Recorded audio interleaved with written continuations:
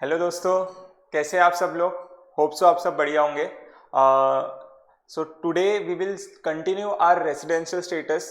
Okay, हमने कल specifically क्या देखा था, रेसिडेंशियल स्टेटस हमने देखा था। आज हम सबसे पहले वो रिवाइज करते हैं and then we will start with the next topic of today. So let me share my screen and then we can start with it. Okay, so yes, so हमने कल क्या क्या देखा, लेट्स रिवाइज वेरी क्विकली। क्या क्या देखा हमने कल सर? हमने सबसे पहले स्पेसिफिकली हमने देखा residential status of a person. So what is a residential status of a person? Sir सबसे बेसिक कंडीशन क्या है रेसिडेंशियल स्टेटस की? रेसिडेंशियल स्टेटस की सबसे बेसिक कंडीशन है कि अगर suppose for example you stay in India for more than number of more than particular number of days, then you will be eligible as a, you will be called as a resident in India as per income tax act. Okay, now the point is sir ये limits क्या क्या है? So the बेटा limits ऐसी है कि अगर suppose for example एक है सबसे basic limit. So basic limit talks about if an individual, okay, an individual stays in India for 182 days or more, like 182 days भी, मतलब it is not like more than 180 days, it is 182 days or more. If he stayed in India, ठीक है, then he will be treated as a resident. Or number one, the second condition is number one, if he stayed in India for 60 days or more and he stayed in India for 365 days or more in the last 4 previous financial year। ठीक है, ये आपको इतना याद आ रहा है कि हमने ये स्पेसिफिक दो कंडीशन देखा। ठीक है, अंटिल या तो आप फर्स्ट कंडीशन सेटिस्फाई करो या सेकंड कंडीशन सेटिस्फाई करो। So now there is some exception to it, कि some exception is specifically right. जो ये सेकंड कंडीशन हमने देखी 60 days in the current year will not be applicable. when it will not be applicable, there are 3 cases. What are these 3 cases? Suppose you are a crew member of a Indian bound ship, ठीक है, of Indian ship, sorry, India bound नहीं, crew member of an Indian ship. Number 2, you are going outside of India for employment purpose. And number 3, you are a Indian citizen or a person of Indian origin. Specifically 3 तरह के लोग excluded है for the determination of residential status, जिसमें second condition applicable नहीं होगी। Okay, so only the basic condition will be applicable. However, ये exception का एक एक्सेप्शन है and that is specifically for a person of Indian origin or a Indian citizen whose income other than foreign sources is greater than or is exceeding 15 lakh rupees. In that case, the second condition which we discussed in section 6.1 will be replaced here with as specifically एक आपकी 182 days वाली condition है and the second condition will be stay in India for 120 days or more or stay in India for last 4 previous financial year or 365 days or more. So in this case what is happening is, अगर suppose for example you are a Indian citizen, ठीक है, I will take your practical scenario. If you are Indian citizen, number 1, अगर आपकी income other than foreign sources 15 lakh या उससे कम है, ठीक है, 15 लाख या उससे कम है। अब हाउ टू रिमेंबर 15 लाख? भैया मोदी जी ने बोला था 15 लाख आएंगे, आए नहीं है तो अभी वो कहाँ जमा है? वहां जमा है, ठीक है। तो बाहर के लोगों की अगर income other than foreign sources, अब what do you mean by sir ये इस तरह का वर्ड क्यों यूज हुआ? बेटा ये इस तरह का वर्ड ही यूज हुआ, other than foreign sources. Other than foreign sources means that means your Indian income. Ultimately government को क्या ट्रीट करना है? सी, अगर आप मैं स्पेसिफिकली ये बोलूंगा ना कि इंडियन इनकम, फिर उनको डिफाइन करना पड़ता था what do you mean by Indian income and all. यहाँ पे स्पेसिफिकली ये डिफाइन करिए कि फॉरेन सोर्स से कोई इनकम नहीं आ रही, इंडियन सोर्स से कोई इनकम आ रही है। Getting it? अगर suppose for example other than कोई फॉरेन सोर्स है और अगर वो अदर देन फॉरेन सोर्स से कोई इनकम आ रही है which is exceeding 15 lakh rupees, then एक तो आपका नॉट एक्सीडिंग 15 lakhs, तो आपके लिए तो सेकंड कंडीशन अप्लीकेबल ही नहीं है। If it is exceeding 15 lakhs, then the second condition will be replaced with a new clause which specifically talks about, अगर सपोज फॉर एग्जाम्पल आपका number of days in the current financial year is 120 days or more, then you will be liable, then you will be 120 days or more or sorry 120 days or more and ये and और का confusion कैसे clear होगा? There is always one, remember, अगर एक सब condition है तो वो एक सब कंडीशन हमेशा, उसमें अगर कोई कंडीशन रहेगा तो और रहेगा. जैसे फॉर एग्जांपल ये 60 डेज और 365 डेज, यहां पे एंड है और यहां पे दो सब कंडीशंस है, ठीक है, दो सब कंडीशन हमेशा और में रहेंगे. आरओआर के केस में थोड़ा सा डिफरेंट है, but if suppose for example if you are having a one sub condition है ना, ये section 6(1) and then section 6(1) clause 1 clause 2, तो अगर क्लॉज 2 की अगर मैं कंडीशन पूरा पढ़ूं तो then there is a and condition, that is first और and then there is and condition. And condition means both the things had to be satisfied simultaneously. Understanding? Okay, so here the point is very simple.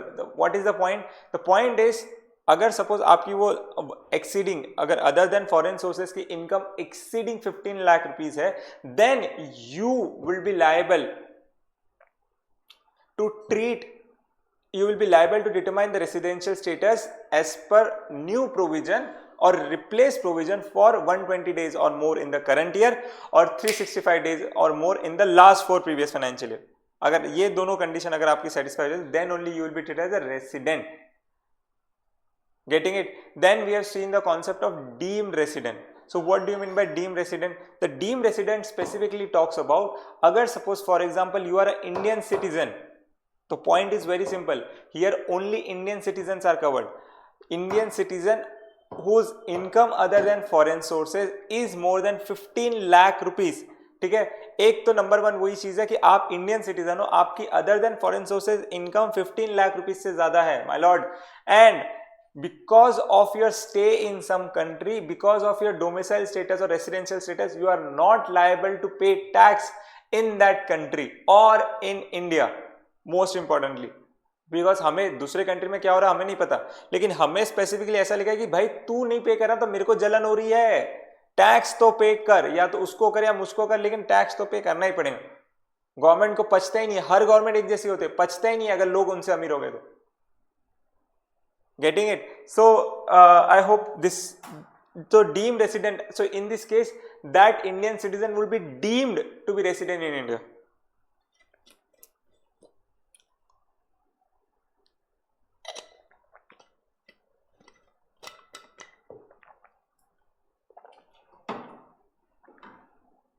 I hope I am clear. Am I clear? Yes. So हमने फिर specifically ये देखा था कि Indian citizenship is different than residential status. You may be a citizen of another country but you can be treated as resident in India because of your number of days of stay in India. Number 2 हमने बोला था कि date of arrival and date of departure both will be considered in the limit. Number 3 what हमने और क्या देखा था? India includes all the territorial waters and exclusive economic zone. Number 4 हमने और क्या देखा था? एक और लास्ट कंडीशन देखी थी जो अभी हम भूल रहे हैं. क्या देखी थी हमने? बताइए क्या देखी थी? वो आप ऐसे एक बार देख ली. See sometimes it is always better कि मतलब आप ऐसे इस तरीके से याद रखो. अभी हम जिस तरीके से बिना देखे रिवीजन कर रहे थे ना, देन हम जब जहां अटके, अब अगर हम मॉड्यूल देखते हैं ना, अगर हम कोई भी बुक देखते हैं तो स्पेसिफिकली अब हमें ये कंडीशन बहुत अच्छे से याद रहेंगे. So what is the condition? Yes, your stay should not be a continuous stay or active stay. Getting it? अरे it is very normal. See, I am telling you, आप रिवाइज करते रहो, आप जैसे से रिवाइज करते हो. अब see specifically आप मुझे देखो, मैं भी बार बार आपके साथ रिवाइज करो, then my concepts are also getting clear and simultaneously your concepts are also getting clear. See, my purpose is very different. My purpose is not to solve the exam. My purpose is specifically I want you to teach as better as I can. And ठीक है, and I also want you to remember as better as best. I want you to remember all the provisions in class itself. आपकी सारी provisions आज class में याद हो जानी चाहिए, and that is my main purpose of the classes. ठीक है, सो होप सो आपको ये सारी 4 कंडीशन समझी होंगी. And then we have seen the deemed resident and all. And उसके बाद में स्पेसिफिकली हमने देखा था कि how to calculate number 1 period continuous discharge certificate. So continuous discharge certificate कैसे निकालते हैं? स्पेसिफिकली कंटिन्यूस डिस्चार्ज सर्टिफिकेट जरूरी क्यों है? See here a person Indian citizen बाहर जा रहा है और बाहर जाने के बाद specifically he is on going on a foreign voyage. ठीक है. So that's why the government came up with a condition कि भाई अगर suppose your total period of stay in India is less than 182 days, ठीक है, then you will not be treated as a resident in India. But how to determine what is the period of stay in India? So because of that reason they have determined कि भाई जिस दिन अगर आप ship को join करोगे for a foreign voyage, particular voyage, you will sign a continuous discharge certificate.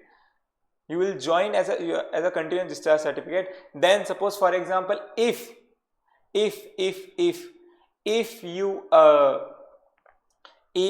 you sign off from the continuous discharge certificate, then it will be treated as what it will be treated as. So it will be treated as you have now relieved from the you have relieved from the foreign voyage.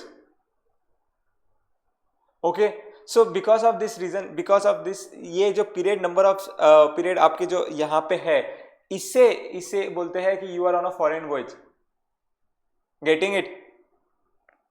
I hope it is very clear कि ये period आपका 365 days में से reduce हो जाएगा, and then whatever the number of days you have stayed, if it is less than 182 days you will not be treated as a resident, if it is more than 180 days you will be treated as a resident. समझ में आया? समझ में आया क्या? Okay, ठीक है, just a minute. Yes,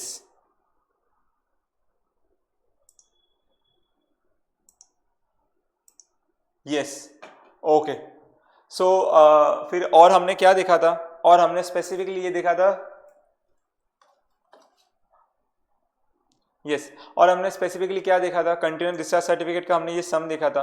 then हमने स्पेसिफिकली ROR और RNOR स्पेसिफिकली कवर किया था. So what do you mean by ROR and RNOR? See, ROR और RNOR का सबसे बेसिक हमने देखा था कि हमें डिटरमाइन क्यों करना है. ठीक है, हमने वो टेबल देखा था, और टेबल देखने के बाद हमने स्पेसिफिकली क्या देखा था, हमने टेबल देखने के बाद हमने ये देखा था, टेबल मतलब वो इनकम वाला टेबल की बात कर रहा हूं मैं. हमने उसमें क्या देखा था, हमने बोला था कि सर अगर इनकम रिसीव्ड और income deem to be received, income accrued और डीम टू बी अक्रूड, ये दो क्लॉजेस में तो स्पेसिफिकली अगर किसी भी व्यक्ति को ये इनकम इंडिया में रिसीव होती है और इंडिया में अक्रू होती है ना, then it is liable to income tax even if your status is non resident, just because of only and only one condition, and which is that condition, that your income is from a foreign business which is controlled from India.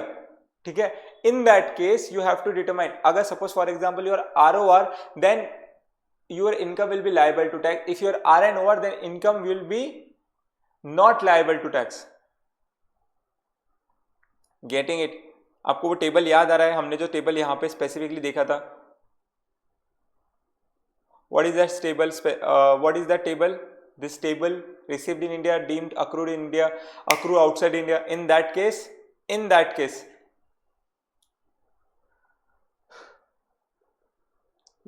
if you qualify as RNOR, you will be, in that case you would be liable to pay income tax in India, because आप एक बार resident qualify हो गए, आपकी सारी income India में taxable होगी, और you will B taxable से ज़्यादा you will be liable to compute your income tax.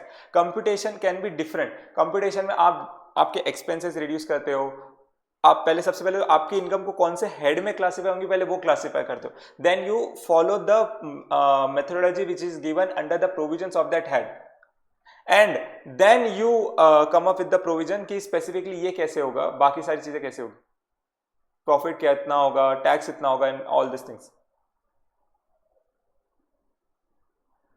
Getting it? सो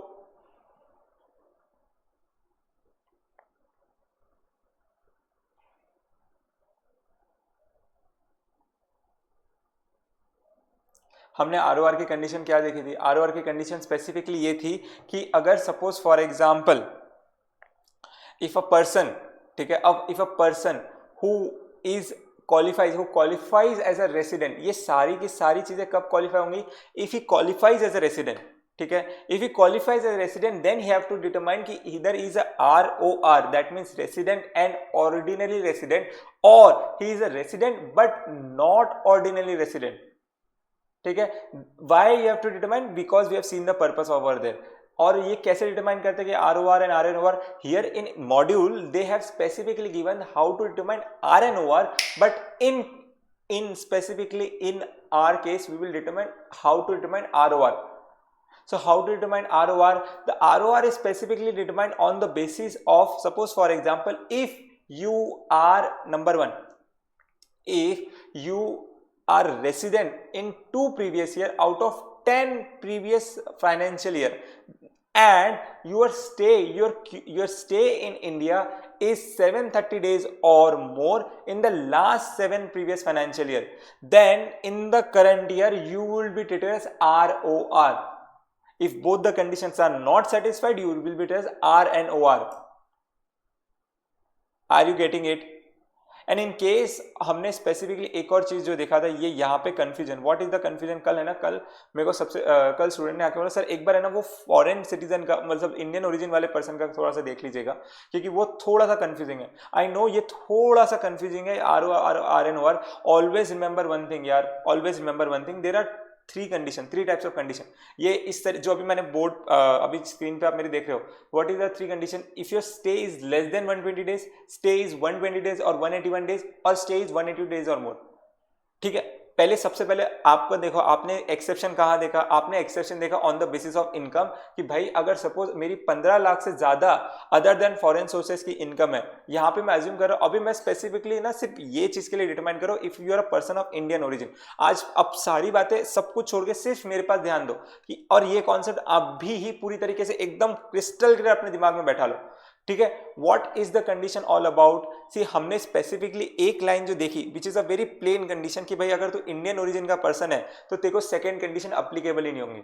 लेकिन गवर्नमेंट के मन में आ गई लालच. गवर्नमेंट बोलता है कि ठीक है अगर तू इंडियन ओरिजिन का पर्सन भी है, लेकिन यार तू है ना ज्यादा दिन इंडिया में मत रह, क्योंकि अगर तू ज्यादा दिन इंडिया में रहेगा तो यहाँ तो टैक्स पे कर नहीं रहा है, बाहर भी जाके तो इंडियन सोर्सेज के ऊपर टैक्स नहीं पे कर रहा है. तो यहाँ पे हम क्या बोल रहे हैं कि भाई तू है ना अब 15 लाख रुपए से ज्यादा अगर तेरी फॉरेन सोर्सेज की इनकम है, sorry other than foreign sources की इनकम है, दैट मींस इंडियन इनकम है, तो भाई तेरा नंबर ऑफ डेज यहाँ पे रिस्ट्रिक्ट हो जाएंगे 120 डेज तक के.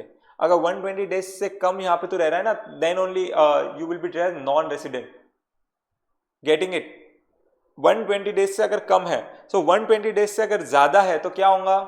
120 डेज से ज्यादा, but up to 181 days. Why up to 181 days? क्योंकि the moment he cross 181 days he will be treated as resident, and once he treated as resident then all the things are very clear. Then उसके बाद में फिर उसका तो residential status determine करो, ROR RNOR determine करो. और ROR और RNOR कैसे डिटरमाइन होगा? बस यही डिटरमाइन करके कि भाई क्या उसकी प्रीवियस 7 ईयर्स में कितना स्टे है और प्रीवियस 10 ईयर्स में वो कितने बार रेसिडेंट क्वालिफाई हुआ, इस तरीके से. ओके, सो अगर सपोज फॉर एग्जांपल ये सारी की सारी फाइट और ये सारा का सारा डिस्कशन सिर्फ एक ही चीज के लिए कि एक number 1 income other than foreign sources is more then 15 lakhs, or he is staying in India for more than 120 days. more than 120 days से stay कर रहा है, and now he is to determine कि अब अगर 181 days से कम कर रहा है तो क्या होगा. तो अगर suppose for example if he satisfied both the condition then RNOR, otherwise NR. मतलब यहाँ पे there is no option that you will be treated as ROR. even in case suppose for example you are person of Indian origin, ठीक है, even in case you are person of Indian origin you will be always treated as RNOR. Why I am saying this? Number 1 reason, how the law is made as per the given module. ठीक है, what the law specifically says? The law specifically says one thing, अगर आपको RNOR classify करना है, RNOR, अभी हम ना law देखते हैं, लॉ से पर्सपेक्टिव से देखते हैं. RNOR क्लासिफाई करना है तो ये पहली कंडीशन होनी चाहिए, या तो पहली कंडीशन सेटिस्फाई करो और या तो सेकंड कंडीशन सेटिस्फाई कर लो, या फिर और थर्ड कंडीशन सेटिस्फाई कर लो. तो RNOR की कंडीशन में ये थर्ड कंडीशन में ही दिया. That means I will never be treated as ROR. या तो मैं ये सेटिस्फाई कर लू ना कि what is the RNOR. So for the timing अगर आपको ये मेरा एक थंब रूल जानना है तो थंब रूल जान लो. Number 1, once you are a person of Indian origin, ठीक है, आपकी income other than foreign sources 15 lakh से ज्यादा है और आप 120 डेज से ज्यादा रह रहे हो और 181 डेज से कम रह रहे हो, और फोर्थ कंडीशन स्पेसिफिकली क्या है? फोर्थ कंडीशन स्पेसिफिकली ये है कि number 1, you are your last stay in 4 previous financial year is more than 365 days or more than you will RNOR, otherwise NR, otherwise totally non-resident. ठीक है, why non resident? क्योंकि 120 दिन से ज्यादा तो मैं रह ही नहीं रहा हूं ना. टाइमलाइन समझो. सी, मैं और एक बार अच्छी से आपको है ना, एक बार बहुत अच्छे से ये एक चीज समझा देता हूं. सिर्फ टाइमलाइन समझो.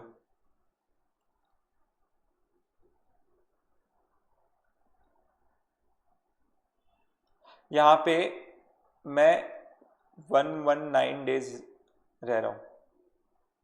यहाँ पे मतलब ये 0 है और दिस इज 119, मतलब और ये 120 डेज, ये 19 यहाँ से लेके 182 डेज और ये तो फिर तो 365 डेज ही है. ठीक है. So what is happening over here? अगर सपोज मैं यहाँ पे रह रहा हूँ, यहाँ पे रह रहा हूँ, तो मैं कौन सी कंडीशन सेटिस्फाई कर रहा हूँ? अभी मैं ROR और RNOR के केस में नहीं हूँ. अभी मैं 6-1 के केस में ही हूँ. 6-1 के एक्सेप्शन में हूँ. और एक्सेप्शन में हाँ मान लिया, सबसे पहले मैंने क्या मान लिया? मैं इंडियन ओरिजिन का पर्सन हूँ. इंडियन ओरिजिन है मेरा. ठीक है, ये एक कंफर्म हो गया. इंडियन ओरिजिन, इनकम मतलब जो income other than foreign sources is 15 lakhs. ठीक है, लेकिन फिर भी मेरा stay in India is 120 days से कम ही है. तो मैं यही फॉल करूंगा. मैं यही फॉल करूंगा कि नहीं करूंगा? मैं यही फॉल करूंगा. और यहां फॉल करने के बाद मेरी वो क्या वो कंडीशन सेटिस्फाई हो रही है 120 डेज वाली? वहां तो एंड कंडीशन है कि 120 days in the current year and 365 days in the last four previous financial year. क्या मेरी वो कंडीशन सेटिस्फाई हो रही है? नहीं हो रही है. मेरी वो कंडीशन सेटिस्फाई नहीं हो रही तो मेरे लिए वो एनआरई है. क्योंकि मेरे लिए तो वो जो 6-1 की कंडीशन थी, बेसिक कंडीशन, उसमें मैंने क्या बोला था? उसमें मैंने स्पेसिफिकली ये बात बोला था कि अगर सपोज फॉर एग्जांपल आपकी क्या हो रहा है, आपकी इनकम, अगर एक Indian person from Indian origin, if a person from Indian origin अगर सिर्फ वही है, प्लेन वही है, उसका कुछ इनकम वगैरह कुछ दिया नहीं है, तो उसके लिए सेकंड कंडीशन ये रहेंगी नहीं. You will be only test 182 days वाला कंडीशन. कुछ याद आ रहा है? If that condition suppose for example आपको सिर्फ वो फर्स्ट कंडीशन टेस्ट करनी है, तो आपने फर्स्ट कंडीशन टेस्ट करा और आपने डिटरमाइन किया कि नहीं यार मेरे करंट ईयर में 182 डेज से ज्यादा है ही नहीं. ठीक है, तो ही इज नॉन रेसिडेंट. अब मैं वापस एक कंडीशन डालता हूं कि हाँ ठीक है, तो ये तो कर रहा है, ये एक्सेप्शन में तो फॉल कर रहा है, लेकिन एक्सेप्शन का एक्सेप्शन मतलब ये मेन कंडीशन में आ गया. मेन कंडीशन में अगर सपोज तेरी ये दो कंडीशन सेटिस्फाई हो रही है कि इनकम तेरी ज्यादा है 15 लाख से, तो you have to determine in this way 120 days in current year and 365 days in last four previous financial year. ठीक है, तो मैं तो 120 डेज से कम ही फॉल कर रहा हूं, तो यहां पे तो एनआरई आ गया, even if my income is more then 15 lakh rupees. अब मेरी क्या हो रहा है कि अब स्पेसिफिकली अब मेरे रास्ते खुल रहे हैं. रास्ते कैसे खुल रहे हैं? मेरे रास्ते ऐसे खुल रहे हैं कि मैं 120 डेज से ज्यादा रुक रहा हूं इंडिया में. 120 डेज से ज्यादा एक बार रुक लिया. अब मेरे को ये डिटरमाइन करना है कि मेरे को सबसे स्पेसिफिकली कि भाई मैं रेसिडेंट हूं या नहीं हूं. अगर एक बार रेसिडेंट हो गया then it will always and always be RNOR. ये एक थंब रूल बना लो. ठीक है, एंड अगर सपोज फॉर एग्जाम्पल मैं सपोज 181 डेज से भी ज्यादा रह रहा हूं, ठीक है, then you have to determine that all the other conditions of ROR. फिर तो आप एकदम ऑर्डिनरी रेसिडेंट हो जाते हो. ये कंडीशन तब ही अप्लीकेबल होंगी जब स्पेसिफिकली आप 181 डेज से कम अप्लीकेबल. ठीक है, that means if I am staying more than 120 days and 181 days, I don't have to see all these two conditions. I don't have to see all these two conditions. Getting it?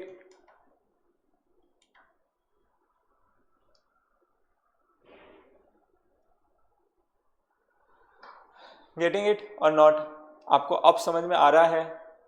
ये इस तरीके से timeline देखना पड़ेगा. यहाँ पे है ना 120 डेज से 181 डेज में है. यहाँ पे क्या बोला गया है? We will see if the individual is an Indian citizen or a person of Indian origin, ठीक है, having total income other than foreign sources exceeding 15 lakh rupees and who has been in India for more than 120 days or but less than 182 days during the relevant previous year, then he will be treated as RNOR always.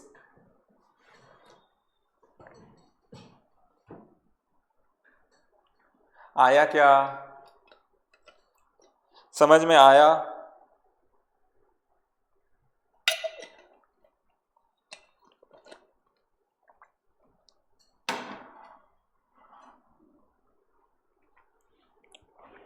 समझ में आया?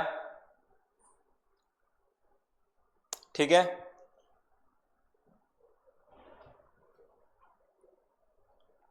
चलो let's see the another example. So what is the example here all about? Here यहाँ पे ना specifically आज आपको ये चीज समझेंगे कैसे एक नॉन रेसिडेंट और कैसे एक क्वेश्चन लिखा जाता है. How do you explain the provision?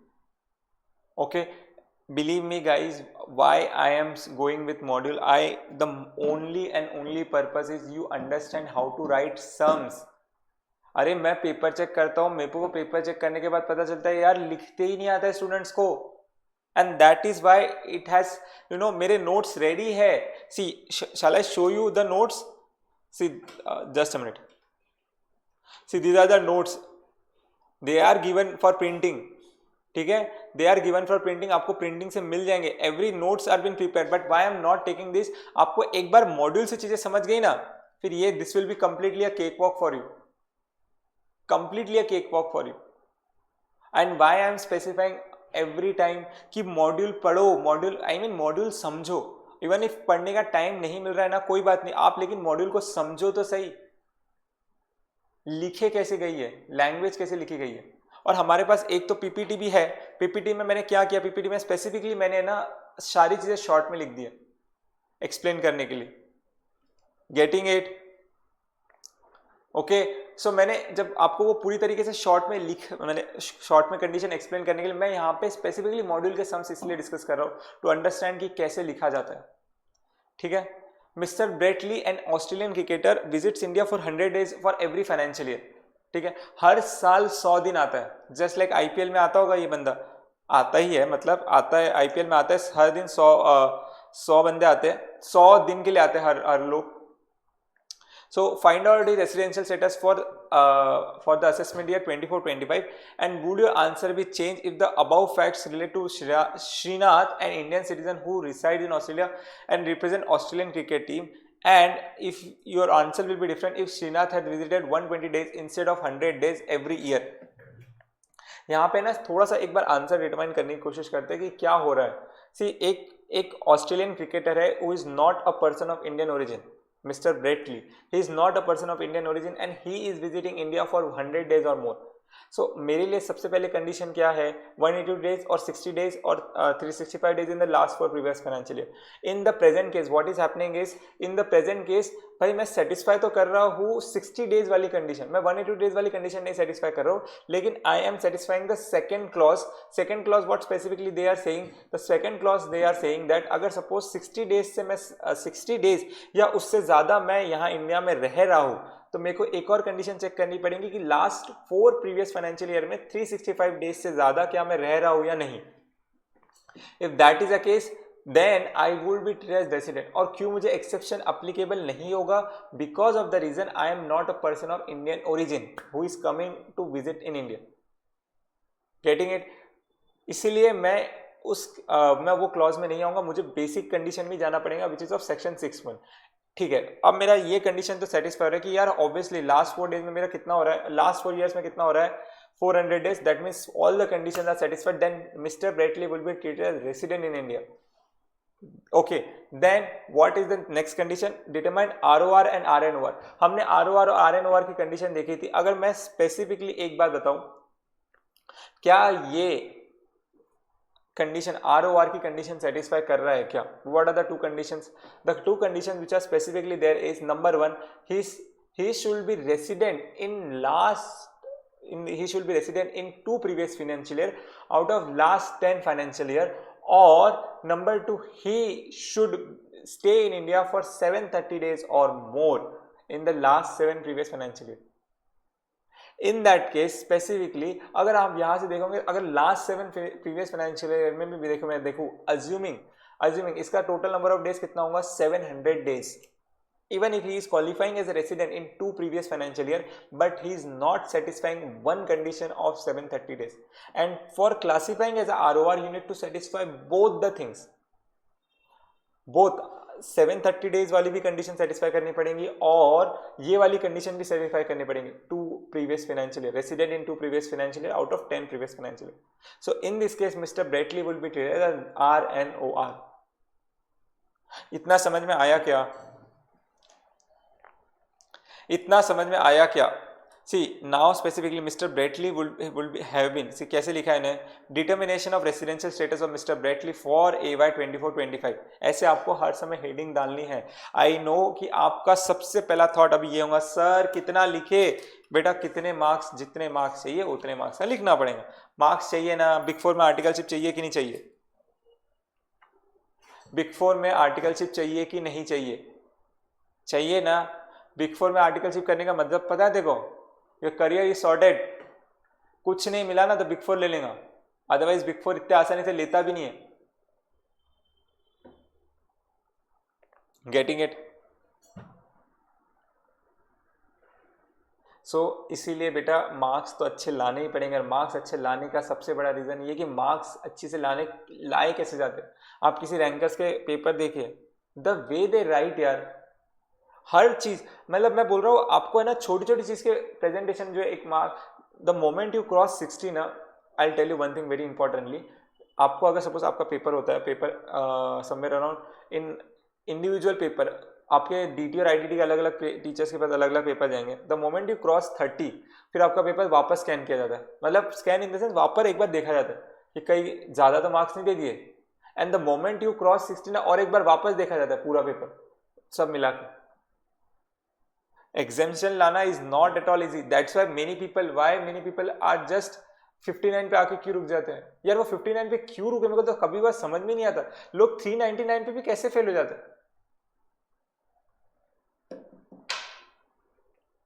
So sometimes it is outmost important कि एक मार्क बहुत इंपॉर्टेंट है. एक मार्क भी नहीं छोड़ना चाहिए. अरे I will tell you one thing very simple. Sometimes मैं एक और चीज बता दूं, it is little out of topic but understand, there is one government job I specifically saw और उसके ब्रोशर में ऐसा लिखा था, you are a chartered accountant, your marks should be more than 55% or more.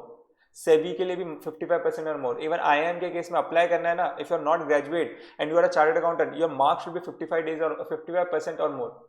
मैं डेज वो sorry उसकी बात कर रहा, 55%. And what is 55%? 440.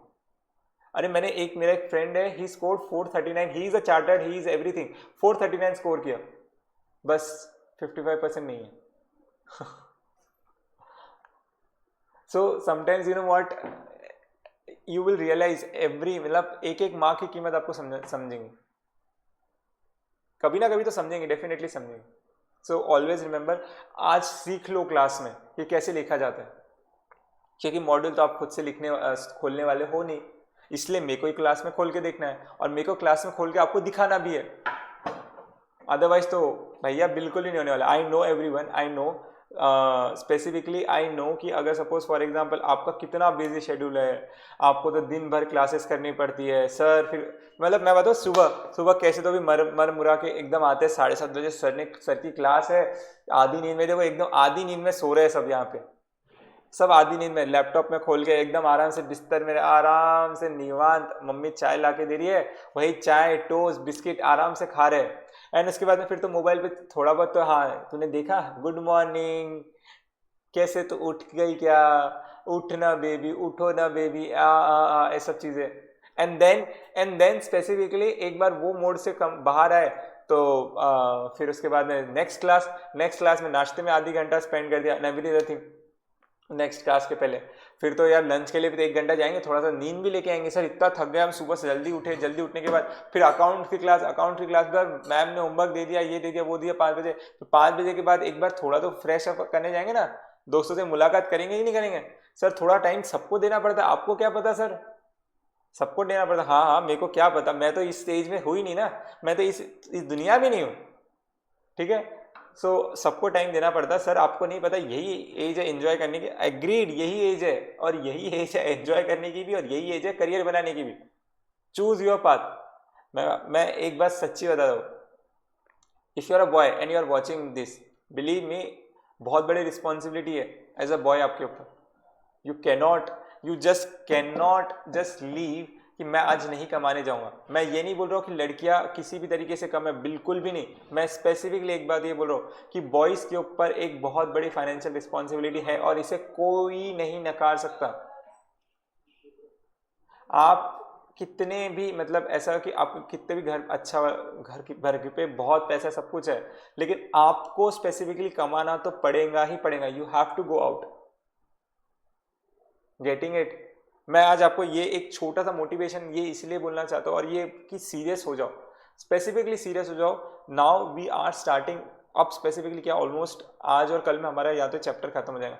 2 chapters will be completed within from the day we have started and now we will catch up with the other provisions, other chapters, so salaries and all everything. Now we will catch up with that.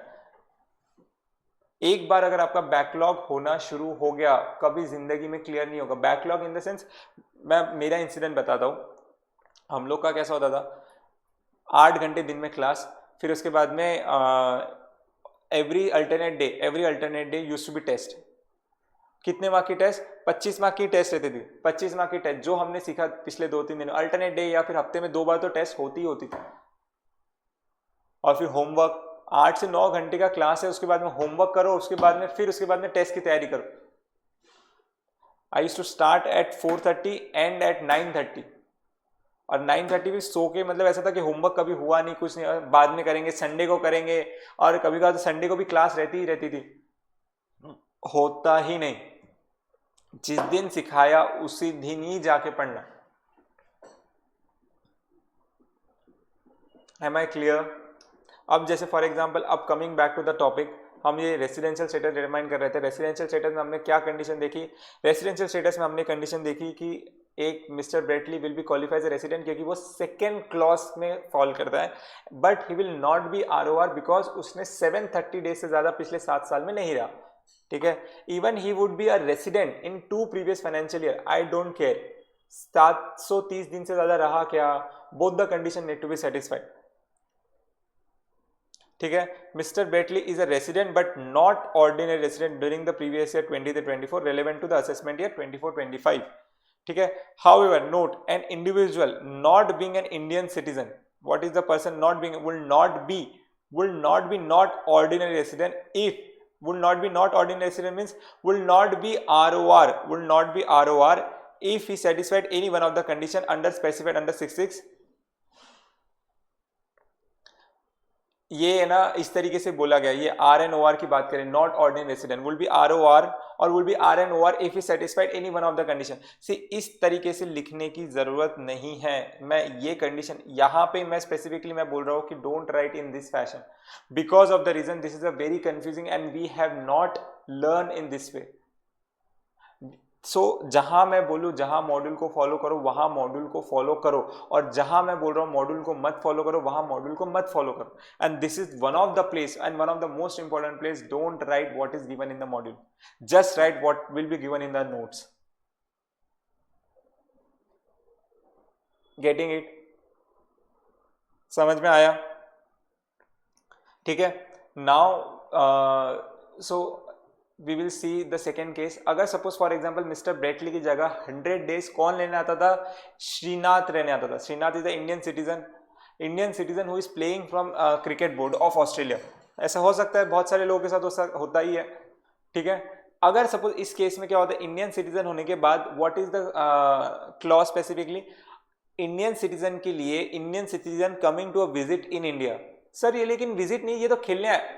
Visit है ना, खेलने करने के बाद तो कुछ भी कर, तो यहाँ पे डांस कर, तो यहाँ पे गाना गा, तो यहाँ पे क्रिकेट खेल, तो यहाँ पे खाना पीना व्लॉगिंग कर, कुछ भी कर, मुझे नहीं पता। It is called as a visit. तो once you called as a visit, तो विजिट में क्या होता है कि विजिट में अगर वो 100 डेज ज्यादा है, सबसे पहली चीज 60 डेज वाली कंडीशन तो बाजू में हो जाओ।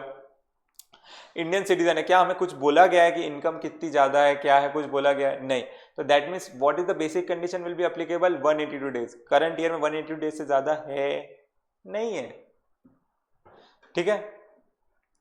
So Mr. Srinath, who is an Indian citizen number 1, who is residing in Australia, comes to a visit in India, he will be treated as a non-resident in India irrespective of his total income, excluding in any case is, so since he stay in India in the current year, so excluding income from foreign sources, irrespective of his total income since his stay in India the current financial year is less than 120 days.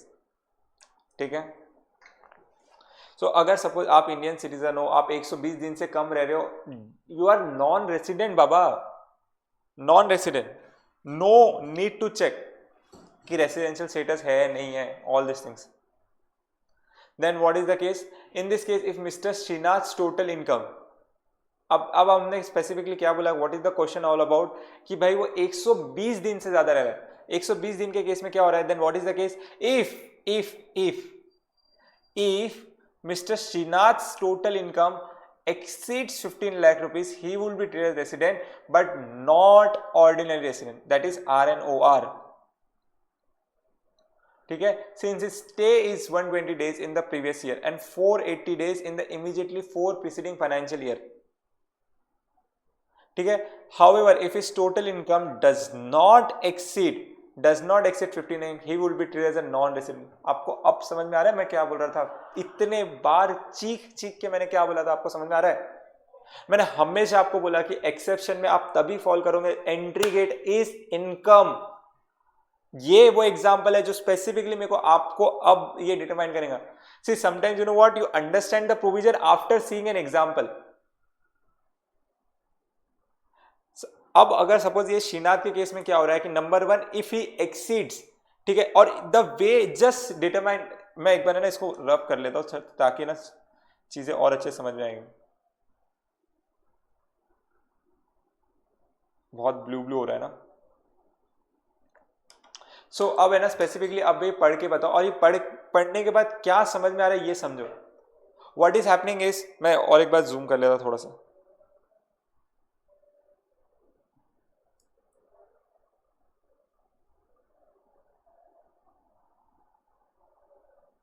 So what is happening is, क्या हो रहा है इस case में, क्या हो रहा है इस केस में सर, स्पेसिफिकली एक चीज हो रही है कि श्रीनाथ एक इंडियन सिटीजन है, यहां पे 120 दिन से इंडिया में आ रहा है. अब 120 दिन में इंडिया में आ रहा है तो मेरा एंट्री गेट क्या है, ठीक है, सेक्शन 6(1), मैं वापस बेसिक से बात कर रहा हूं, सेक्शन 6(1), और this is the last time, understand it very very carefully. सब कुछ बाजू में छोड़ दो, अंडरस्टैंड द प्रोविजन नाउ, और अगर कोई भी डाउट है तो please let me know now itself. ठीक है, इन केस अगर suppose for example you are a non resident, you are a person of Indian origin or Indian citizen coming to a visit in India, number 1, अब मैं सबसे पहले क्या check करूंगा. So number 1 visit तो आ गया है, विजिट आने के बाद में वो 120 दिन रह लिया, ये मेरा एक कंडीशन फिक्स है, इसमें मेरे को कोई दिमाग नहीं लगाना, ये क्वेश्चन में दिया है. अब मैं स्पेसिफिकली क्या बोल रहा हूं, अब मैं ये बोल रहा हूं कि भैया आप 120 दिन से ज्यादा हो, लेकिन इफ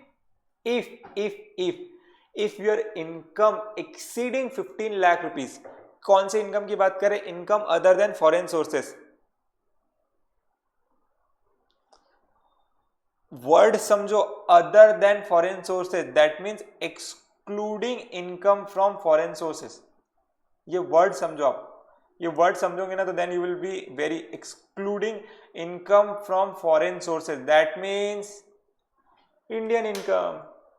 ये इंडियन इनकम लिखना मत, मैं बार बार ये बोल रहा हूं, Indian income is not a word, the word is specifically excluding foreign sources. So अगर suppose for example your income excluding foreign sources is more than is exceeding 15 lakh rupees, then in that case he will be treated as resident but not ordinary resident in the previous year 23-24. since Q, अब ये condition को satisfy कर रहा है, since his stay in India is more than 120 days, okay, and और उस ये अब एक और चीज, सबसे पहली बात अगर मैं और एक तरीके से एक्सप्लेन करूं ना, मेरा एंट्री ग्रेड क्या है एक्सेप्शन के बाहर आने का. 120 डेज वाली जो कंडीशन हमने देखा था वो हमने कब देखा था कि 60 डेज को हटा के मैं 120 डेज कब देखूंगा, मैं 120 डेज तब देखूंगा जब मेरी income other than foreign sources is more then 15 lakh rupees. तो मेरे को सबसे पहले रेसिडेंट क्वालिफाई करना पड़ेगा, और रेसिडेंट एक बार क्वालिफाई हो गया उसके बाद में फिर RNOR और ROR का केस आता है. अगर मैं रेसिडेंट ही नहीं हूं तो मैं ROR और RNOR क्यों क्लासीफाई करूंगा, मैं नॉन रेसिडेंट ही रहूंगा, सिंपल. आज के केस में स्पेसिफिकली क्या हो रहा है, आज के केस में स्पेसिफिकली ये हो रहा है कि मैं रेसिडेंट हूं, और रेसिडेंट क्यों हूं कि मेरे 120 दिन 120 डेज से ज्यादा और 365 डेज से ज्यादा मैं लास्ट 4 प्रीवियस फाइनेंशियल ईयर में रह रहा हूं। और ये कैसे निकाला, हर साल 120 दिन मतलब 480 दिन, दैट मीन्स 365 डेज वाली भी कंडीशन मैंने सेटिस्फाई कर ली। That means I am a resident, और the moment I am resident I am a Indian origin person, I will always be treated as RNOR, because 181 days से ज्यादा नहीं रह रहा हूं मैं, 180 डेज या मोर उससे ज्यादा नहीं रह रहा हूं, ठीक है। if his total income is 15 lakh rupees, he will be treated as non-resident since his stay in India is less than 182 days। यहां मेरे पास एंट्री गेट खुला ही नहीं है मेरा, 15 लाख से कम है तो, गेटिंग इट। सो अब एक इलस्ट्रेशन, अब ये समझ में आया, प्रोविजन क्लियर हो रही है, कैसी हो रही है।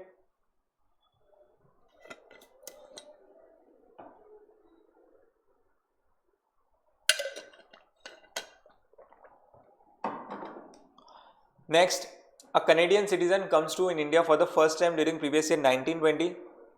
During the 1920 ये previous year के financial year में क्या क्या रहेगा, 55 days, 60 days, 90 days, 150 days and 70 days। Determined his residential status for previous year 23-24 AY 24-25। अब 23-24 में कितने दिन रह रहा है, 70 days।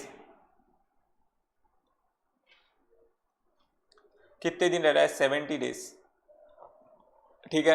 हमारे लिए ये आज के केस में कनेडियन सिटीजन है, is not a person Indian citizen और पर्सन ऑफ इंडियन ओरिजिन। मैं आंसर देख ही नहीं रहा हूँ, मैं पहले स्पेसिफिकली आंसर छुपा दे रहा हूँ। हम डिटरमाइन करेंगे, मैं तो बोलता हूँ रॉन्ग तो रॉन्ग, कोई प्रॉब्लम नहीं, even I can be a wrong, you can be wrong, कोई, excuse me,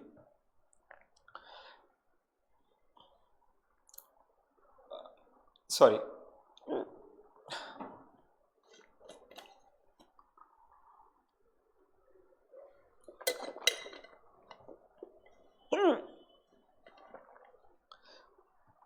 give me a minute, sorry।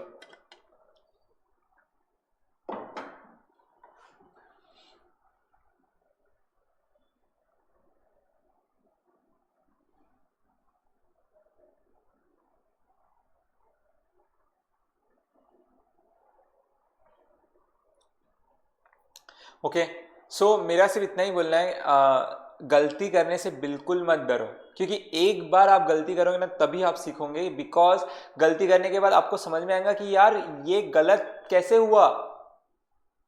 और मैं ये ना बार बार आपको, बहुत लोगों ने ये बात बोलूंगा, गलती करने से सीखूंगा, गलती करने से सीखोगे, यस गलती करने से सीखोगे, गलती करने से सीखोगे। सो बिल्कुल स्पेसिफिकली एक बात मैं बता रहा हूं, कोई टेंशन मत लेना गलती करने से क्या होता है, ठीक है। देन एक चीज स्पेसिफिकली मैं जो बोल रहा था, वो मैं क्या बोल रहा था, मैं ये बोल रहा था कि यस, सो मैं ये एक चीज स्पेसिफिकली जो बोल रहा था कि कनेडियन सिटीजन है, आज के करंट केस में 182 डेज वाली कंडीशन तो अप्लीकेबल नहीं होंगी, बिकॉज मैं आज सिर्फ 70 डेज रह रहा हूँ, ठीक है। सो मैं, लेकिन सेकंड कंडीशन मेरे को देखना पड़ेगा 60 डेज और मोर, 60 डेज से तो ज्यादा रह रहा हूँ, अब मेरे को लास्ट 4 प्रीवियस फाइनेंशियल ईयर के देखना पड़ेगा, तो 150 डेज, 150 डेज प्लस 90 डेज, 90 कितना होता है, 240 days, 240 plus 60, 300 days and 355 days. तो क्या मैं 365 डेज या उससे ज्यादा रह रहा हूँ क्या, नहीं। This is a very easy question, very, अगर ये क्वेश्चन आ गया ना, बेंच पे खड़े होकर नाचना, 2 मार्क का या 4 मार्क का क्वेश्चन जैसा भी आ गया, एक एक एकदम प्रोविजन, एक एक प्रोविजन लिख लिख के बताना, सर ऐसा ऐसा 6-1 है, ऐसा है वैसा है।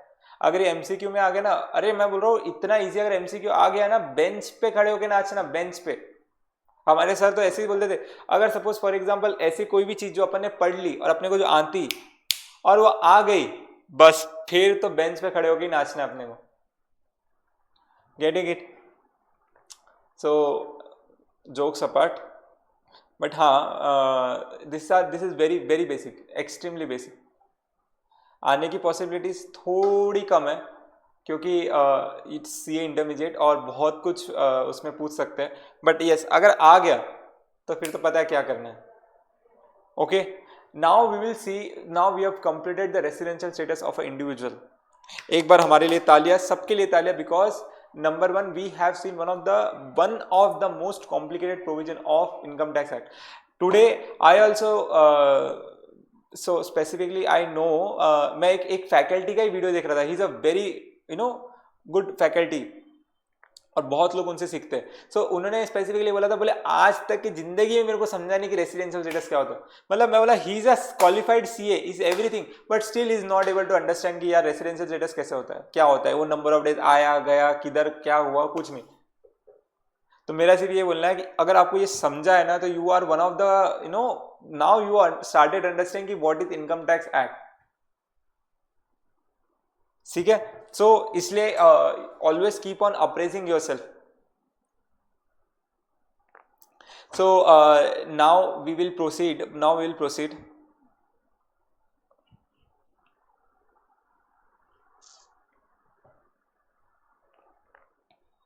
So अब हम क्या देखेंगे, residential status of an HUF. So what do you mean by residential status of an HUF? तो एचयूएफ दो तरह के होते हैं, एक रेसिडेंट, एक नॉन रेसिडेंट. और ये रेसिडेंट और नॉन रेसिडेंट कैसे डिटरमाइन करेंगे? क्योंकि हर एक की इनकम, अरे कोई भी पर्सन हो, HUF, AOP, BOI, company, partnership firm, किसी भी तरह का पर्सन हो, सारे पर्सन्स का रेसिडेंशियल स्टेटस डिटरमाइन होगा. It is never like that residential status किसी का डिटरमाइन नहीं होगा, क्योंकि the moment you cross residential status then only you will be liable to compute your income tax in India. Otherwise non resident हो तो you can definitely से कि मेरी इनकम इंडिया से अगर नहीं हो रही है तो मैं क्यों इंडिया इनकम टैक्स पे करूं. कोई फॉरेन का बंदा आके इंडिया में इनकम टैक्स पे करेगा? इतने दयालु है लोग, कोई नहीं करेगा ना. मैं जाके बाहर पे करूंगा, मेरे से नहीं सुधरता, मैं बाहर वालों का जाके क्या सुधारूंगा. ठीक है. सो स्पेसिफिकली यहाँ पे रेसिडेंशियल स्टेटस डिफाइन करने का एक ही चीज है कि कंट्रोल. एचयूएफ के केस में क्या होता है कि control and management of its affairs, वो वाले अफेयर्स की बात नहीं कर रहा हूं मैं. अरे नालायक को, बिजनेस अफेयर्स की बात कर रहा हूं मैं. बिजनेस अफेयर मतलब बिजनेस ट्रांजैक्शंस. अपने I always tell you one thing,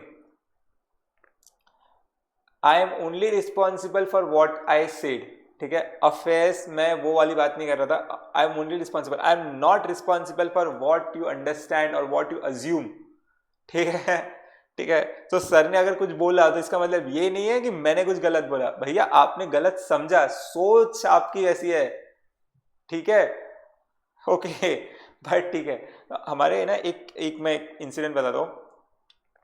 sir जब हम 11th स्टैंडर्ड में थे, हम लोग सबसे, तो हमें तो वो आदत है कि सर ये लाइन अच्छा ये लाइन मारोगे सर, ये मतलब अकाउंट्स के पेपर में, सर ये लाइन मारना कंपलसरी है क्या? सर ये टैक्स के पेपर में ऐसे लाइन मारना कंपलसरी है, कॉलम्स में लाइन मारना पड़ता है. सर बोलते देखो लाइन नहीं मारी जाती है, लाइन ड्रॉ करी जाती है पेपर पे. तो लाइन मत, ऐसा मत बोलो कि लाइन मारना है क्या. ठीक है. तो एवरी टाइम मतलब हम सर को ये सर ये लाइन मार रहा है, सर ये लाइन मार रहा है पेपर पे, लाइन ड्रॉ कर रहा है. Rahul improve your language, line draw करी जाती है. Okay. So now the specific point is, हम एचयूएफ के रेसिडेंशियल स्टेटस देख रहे थे. एचयूएफ के रेसिडेंशियल स्टेटस में क्या है? If the HUF will be resident in India if the control and management of its affairs, of its business affairs are wholly or partly in India. अब partly भी अगर इंडिया में है ना, तो specifically it will be a resident. It should be completely outside India, completely. ठीक है. So what do you mean by expression control and management? See, control and management de facto means merely having a right to control or management.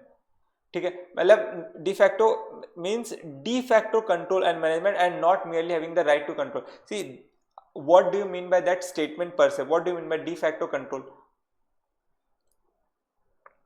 See, control का मतलब है आप company के ना decision, business important decision ले रहे हो.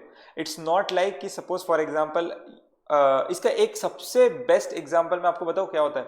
A president and a prime minister.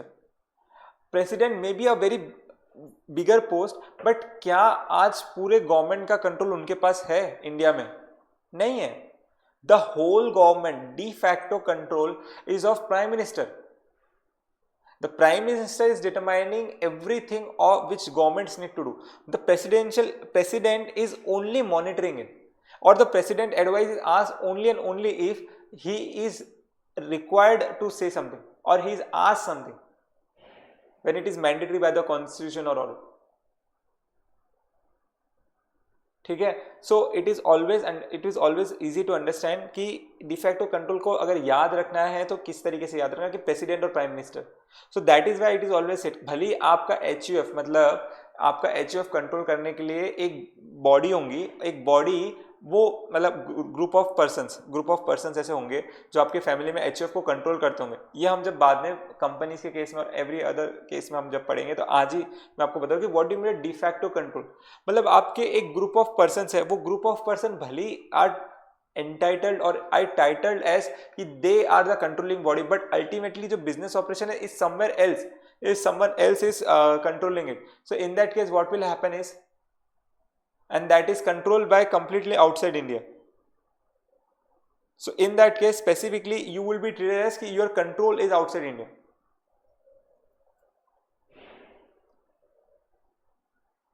Am I sure with it? ठीक है. So business may be done from outside India, yet it is control and management may be wholly within India. Therefore, control of the business is said to be situated at a place where the head of the brain is situated. Simple. Merely because the family has a house in India where some of the members reside in the previous year does not consider that a place as a seat of the control and management and affairs of the company unless important decision concerning the affairs of HF are taken place. What does it mean? Even if you have a house in India, even if some members are staying in India, but the important decisions are taken outside India, that means the control is outside India, wholly and only outside India. That means your HUF is a non-resident. और सब तो यही चाहेंगे कि मेरा HUF non resident बन जाए. मेरा एक सवाल है आज HUF के केस में, HUF बनाया क्यों जाता है और HUF बनाने के बाद होता क्या है? ठीक है. HUF बनाया सिर्फ एक चीज के लिए जाता है कि टू सपोज फॉर एग्जांपल पहले के केस में क्या होता है कि we were in a joint family business. ठीक है. जॉइंट फैमिलीज के साथ होते थे, जॉइंट फैमिली सब साथ में एक बिजनेस रन करते थे, everything. And why we were और एक और बात स्पेसिफिकली एक क्वेश्चन पूछा गया था एक बहुत अच्छे सेमिनार में. एक क्वेश्चन पूछा, he was a tax guru, he used to represent himself as a tax guru, he was a CA and a lawyer, and he used to come on money control और CNBC hours something like that. और मतलब बहुत एक अच्छे खासे tax expert थे. और वो एक बार है ना मेरी सिटी में आए थे. तो someone asked me, sir, why there is only Hindu undivided family HUF concept and why there is not Muslim undivided family or Christian undivided family? Sir इसमें स्पेसिफिकली क्यों सिर्फ हिंदूज के केस के कवर हुआ? This provision is not coming from right now after income tax act, this is coming from way before it, way before it. And because of the reason, इसका सिर्फ HUF का रीजन एक ही है कि HUF means Hindu undivided family, it is applicable to only Hindu religion. Why? Because कि Hindu religion में there is one concept of monogamy, that means आप एक ही पर्सन से शादी करोगे और आपका परिवार और लीनियर डिसीजन एक ही पर्सन से रहे at the single time. Specifically generally in 99% of the cases, पहले मैं राजा महाराजाओं की बात नहीं कर रहा हूँ, मैं एज अ एक इंडियन सिटीजन एक नॉर्मल पर्सन की बात कर रहा हूँ. You are not allowed as a religion आप एक से ज्यादा लेडी के साथ शादी करें. As a man you will marry only one lady and then you will continue your family with that lady. But however, in any other religion, this is not there. You can have a multiple partners at a single time. So that is the reason कि आपके HUF के case में, because अब क्या हो रहा है कि अनडिवाइडेड फैमिली कैसे होगा? अनडिवाइडेड फैमिली तो वो होगा ही नहीं ना. It will be always be like कि हमारी एक फैमिली है वो जिसमें multiple like there is a lenient descendant. अगर आप बोलोगे लीनियंट डिसेंडेंट, आप कब बोलोगे? लीनियंट डिसेंडेंट आप तभी बोलोगे जब आपका एक जो सोर्स है वो मतलब एक कॉमन है. सोर्स का मतलब आपके ग्रैंड पेरेंट्स कॉमन है. इट्स नॉट लाइक कि one grandparent and another grandmother. It's not like that. एक चीज कॉमन है. So that is the reason कि इट इज ऑलवेज लाइक कि Hindu undivided family and not any other religion में ये concept है. ठीक है, ये आपको समझ में आया कि कंट्रोल एंड डिफैक्टो कंट्रोल क्यों इस तरीके से होना चाहिए. अब एक और इसमें कॉन्सेप्ट है कि once you qualify as a resident, how you will determine as a ROR and RNOR. Then in that case specifically the status of the karta is taken. Status of the karta, if the karta satisfied the condition which we have discussed in case of individual, because karta will always be an individual. So uska agar he is satisfying the condition of ROR na, the HUF will be ROR. If he is not satisfying the condition of ROR, then he will not be ROR. Then what are the condition? But वही he is resident in 2 previous financial year out of 10 previous year, and he is staying in India for 730 days or more in the last 7 previous financial year, then in the current year it will be treated as ROR. समझ में आया? ठीक है. कर्ता of resident, see if karta of resident HUF satisfy both the following condition applicable in case of individual, then HUF will be resident and ordinary resident, that is ROR. If otherwise it will be resident but not ordinarily resident. Getting it? मतलब specifically HUF should be resident in at least 2 previous financial year out of 10 previous year, and 7 साल में पिछले 7 साल में 730 दिन से ज्यादा रहना चाहिए, 730 या उससे ज्यादा. ठीक है, एक बार ये देखते हैं. Mr. Business of the business of HUF is transacted from Australia and all the policy decisions are taken by Mr. E, the Karta of HUF, who was born in Kolkata and visits India during previous year after 15 years. He comes to India on 1/4/2020 and leaves India on 1/12/2023. Determine the residential status of Mr. E and Mr. HUF. The point is, specifically the point is, अब क्या बोला गया? HUF is transacted from Australia and all the policy decisions are taken by Karta. That means during the previous year, अगर suppose Karta का residential status में देखो तो what is the Karta का residential status? He has stayed in India for more than 182 days. That means 245 days. Therefore, he is a resident. However, since he has come to India after 15 years, he does not satisfy the condition of being ordinarily resident. Therefore, the residential status of Mr. E for previous year 23-24 is resident but not ordinarily resident. Resident तो है, but in that case it is RNOR. Am I clear with it? कि why?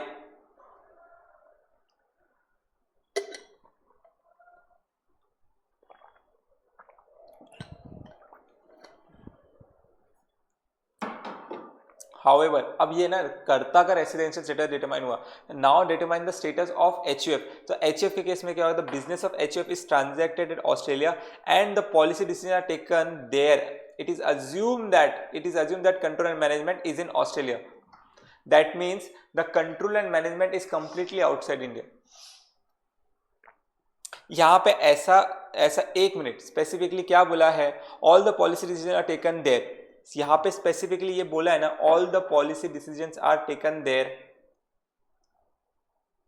ये जो एक line है, ये line से हमें क्या क्लियर हो रहा है कि HUF के केस में ऑल द बिजनेस ट्रांजैक्शन के जो भी है वो सारे के सारे डिसीजन बाहर लिए जा रहे हैं, इंडिया के बाहर लिए जा रहे हैं. तो that means what it this mean कि होल कंट्रोल एंड मैनेजमेंट और सारे बिजनेस भी उसका बाहर है.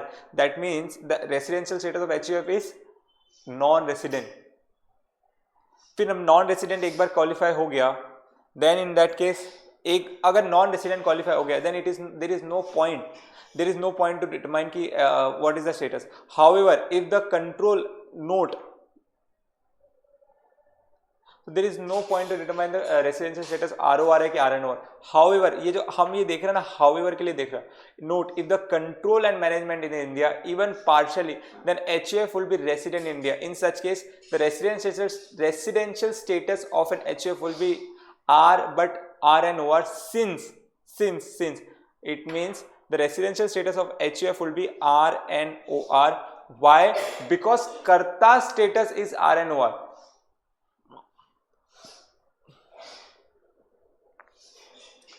इतना समझ में आया? बहुत आसान है ये. हमने तो जब इंडिविजुअल का देख लिया तो ये तो कुछ भी नहीं है. Am I clear? Okay, चलो. Now determine the residential status of firm AOP and BOI. So what is the residential status of firm, AOP and BOI? So residential status of a firm or AOP BOI specifically talks about same thing. If the control and management of affairs is situated wholly or partly in India, then in case it will be treated as resident. If it is treated wholly outside India, then it will be treated as non-resident. समझ में आया? समझ में आया कि नहीं आया? आया ना? So residential status, this is case of both, तीन cases, firm, AOP and BOI. The residential status of the partner is immaterial while determining the residential status of a firm, AOP or BOI. Here in that case you don't have to classify that RNOR or ROR ये case है कि नहीं, ठीक है? Directly बस resident है बस, income liable to income tax है, सिंपल. अब ये केस में अब इतना वो मगजमारी नहीं है कि RNOR एंड ROR क्लासिफाई करो, नहीं, बस वो केस वो है ना, वो ये इंडिविजुअल HF के केस नहीं था, ठीक है? देन कम्स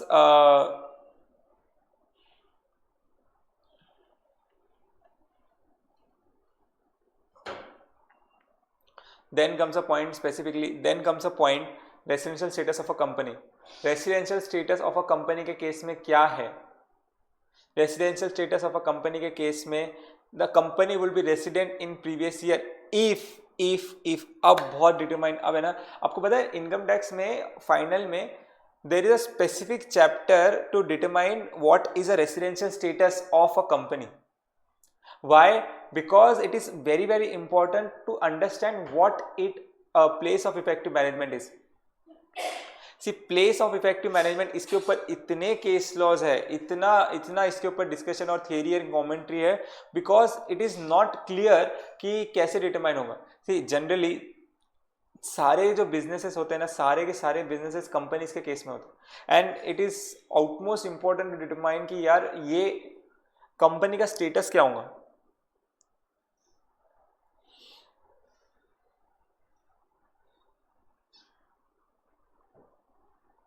समझ में आ रहा है? सो एक बार है ना, कंपनी के स्टेटस के केस में व्हाट इज, हमने एक चीज स्पेसिफिकली देखा था. अगर सपोज एक इंडियन कंपनी है, तो Indian company means what? Indian company means Indian company is registered under the companies act of India, under Indian ROC, registrar of companies, then it is a Indian company. And foreign company that is not registered in India, ठीक है? एक अगर suppose Indian company, तो Indian company will always be treated as resident, always, there is no point at all. However in case Indian company नहीं, लेकिन उसका POEM मतलब place of effective management, POEM is in India, then it is an Indian company, and POEM is outside India, then in case of it's a non resident.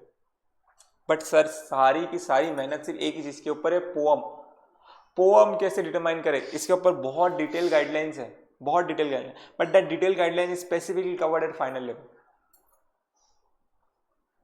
ठीक है? तो ये tension मतलब आपको पेपर में दे दिया जाएगा कि सर ये रेसिडेंशियल स्टेटस ऑफ कंपनी क्या है, पोअम इंडिया में है या नहीं है. It is one of the most interesting topic कि पोअम को इंडिया में क्लासिफाई करना, one of the most interesting topic, ठीक है? So then there is a specific section which talks about residential status of a local authority and AJP. So local authority and AJP will be resident if the control and management of its affairs situated wholly or partly in India. If wholly outside India, then it is non-resident. क्या आपको अब ये हमारा सारा residential status खत्म हो गया है specifically.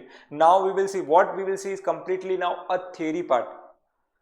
It is not something बहुत ज़्यादा डिटेल ओरिएंटेड, जो एक टेक्निकल पार्ट जो हमने अभी तक के देखा, वो टेक्निकल पार्ट नहीं है अभी. It is completely and complete, it is a self explanatory theory now, completely self. अगर मैं आपको बोल दूं कि सर ये अगर सपोज फॉर एग्जांपल कल ये पूरा चैप्टर पढ़ के ना, I even don't have to revise this concept, I can simply start with house property और PG. there is no point of any question, but the point is residential status was very technical. वहाँ पे वो ROR, RNOR, फिर वो individual citizen, पूरे section, पूरे chapter में सिर्फ एक ही जगह थोड़ा सा confusion है, what is ROR and RNOR of a Indian origin person. And that's why I told you one thing very simple. Number one entry gate क्या है भाई, तेरी इनकम जो एक पर्सन है वो इनकम की, अगर वो income other than foreign sources is more then 15 lakh rupees, ठीक है। एक बार अगर 15 लाख से ज्यादा है, 15 लाख से ज्यादा होने के बाद में क्या है उस पर 15 लाख, तो 15 लाख ऐसे जोर जोर चिल्लाना, 15 लाख किसकी इनकम है, 15 लाख एक, 15 लाख दो, 15 लाख तीन, 15 लाख से अगर ज्यादा है, 15 लाख से अगर ज्यादा है तो स्पेसिफिकली क्या डिटरमाइन करना है आपको, ये डिटरमाइन किया है कि नंबर ऑफ डेज इंडिया में कितना है, 120 डेज से मोर है या नहीं, 120 डेज से मोर है, then in that case specifically you will have to determine कि उसका देन 120 डेज और 365 डेज और more, then you will see कि वो रेसिडेंट क्वालिफाई होता है।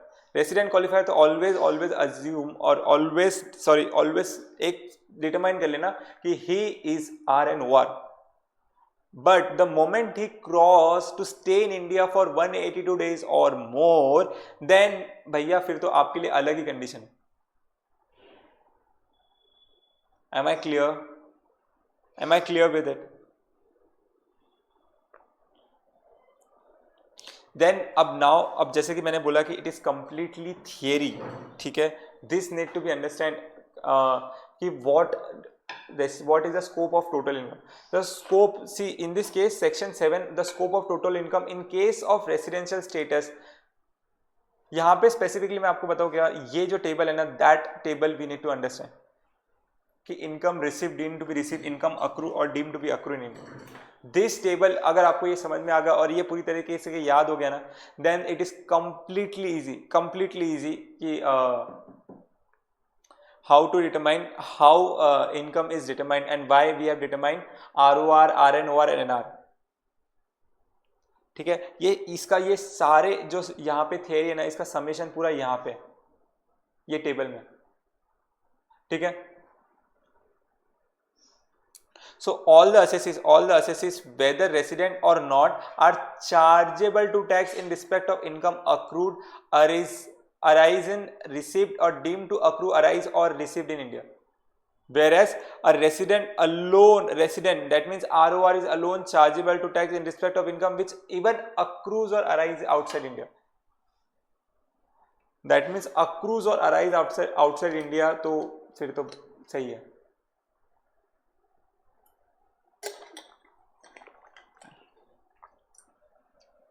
समझ में आया? So clarification regarding liability to income tax in of non-resident seafarer receiving remuneration in NRE account. Seafarer in NRE account maintained with Indian bank. So income by your salary received by a non-resident seafarer. That means जो crew membership पे काम कर रहे हैं specifically for services render outside India on a foreign going ship with Indian flag और foreign flag and received into the NRE bank account maintain with Indian bank shall not be included in the total income. That means अगर suppose for example in other words अगर मैं आपको बोला जाऊँ तो अगर एक नॉन रेसिडेंट पर्सन है, he is a member of a crew ship whether Indian ship or foreign ship, लेकिन मेनली क्या हो रहा है उससे पैसा क्यों मिल रहा है, पैसा मिल रहा है कि एक फॉरेन वॉयज पे जाने का, नंबर वन एक नॉन रेसिडेंट है फॉरेन वॉयज पे जा रहा है, फॉरेन वॉयज पे जाने के बाद एक उसको इंडियन बैंक के NRE अकाउंट में पैसा मिल रहा है, completely excluded, shall not be excluded in the total income, shall not be included, sorry shall not be included in the total income, included. Am I clear with it?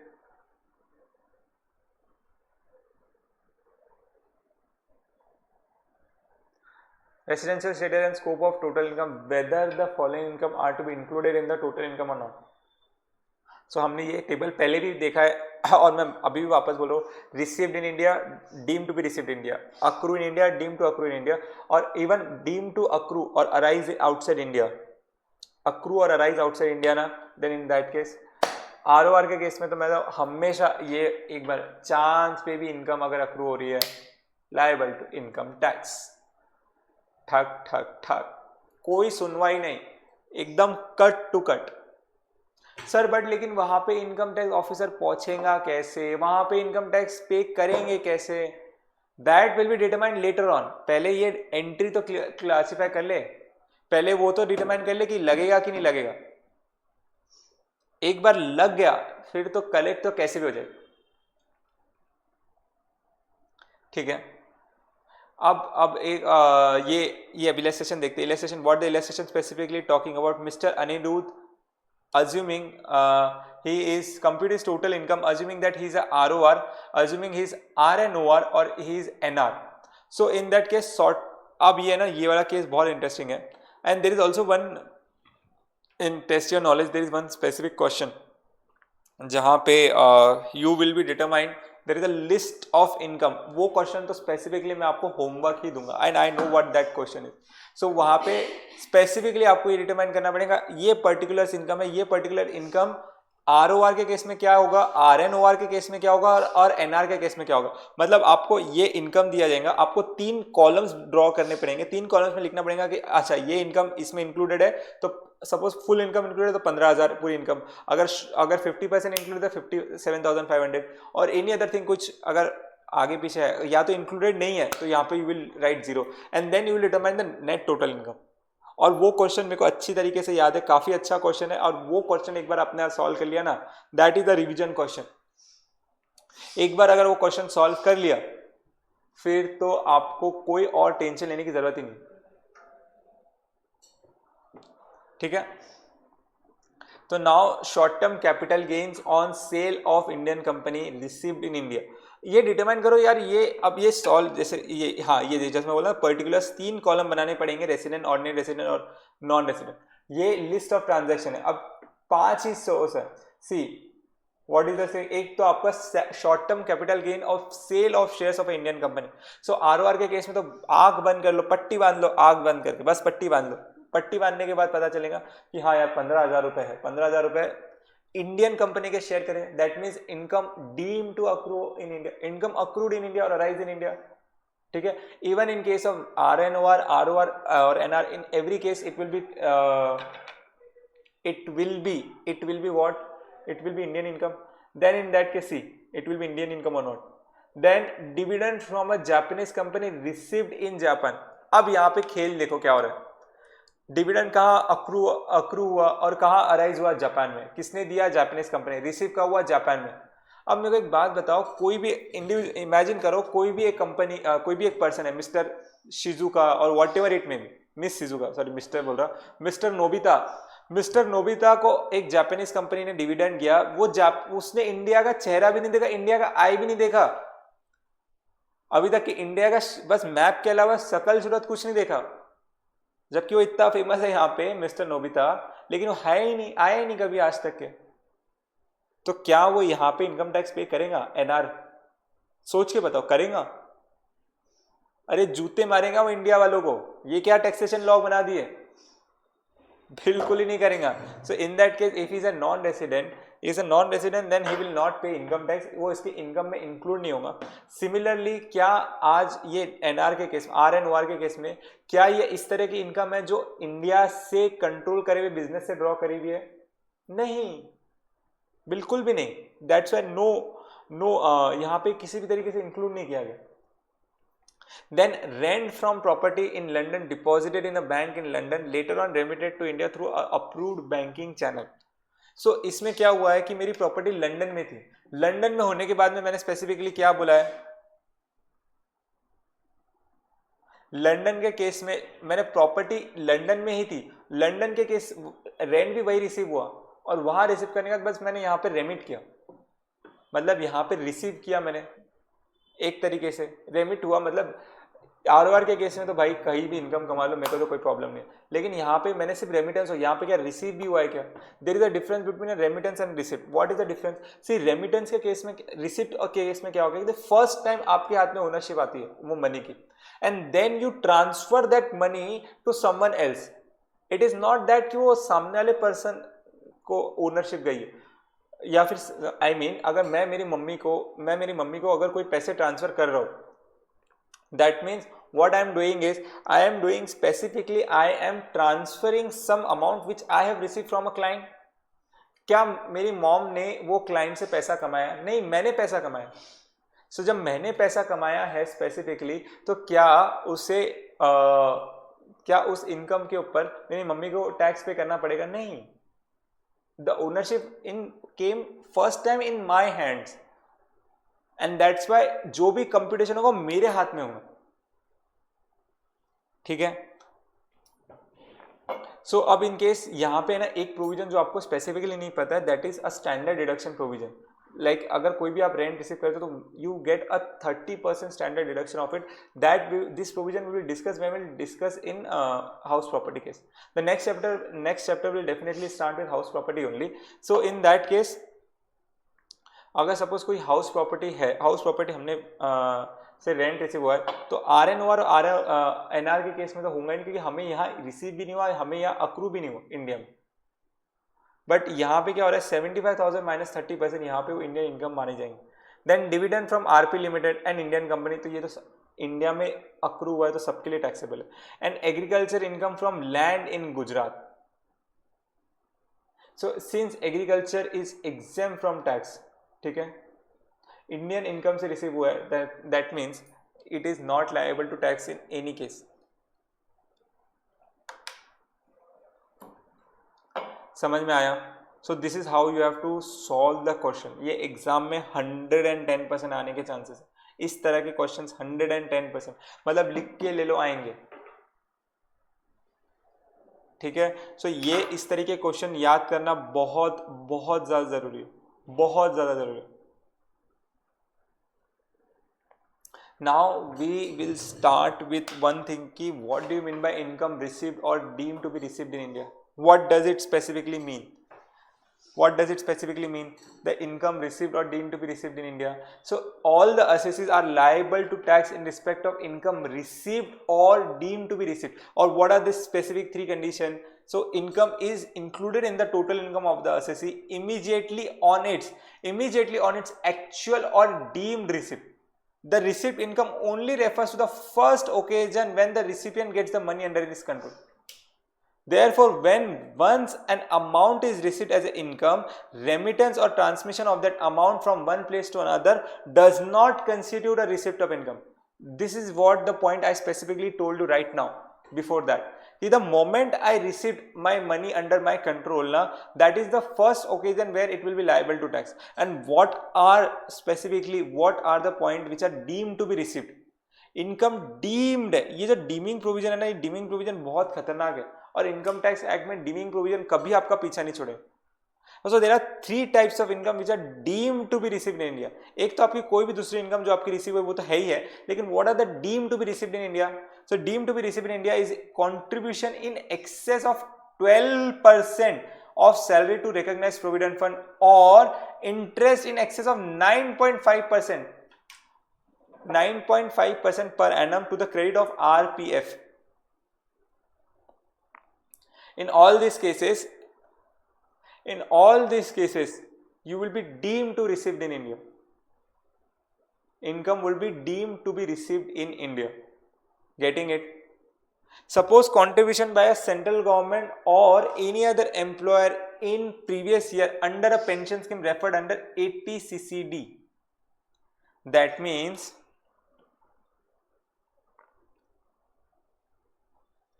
contribution will be deemed to be received in a contribution by the central government or any other employer in the previous year under pension scheme. अगर इस तरह का central government or any other employer आपके pension scheme में पैसा डाल रहा है ना, that income will be deemed to be received in India.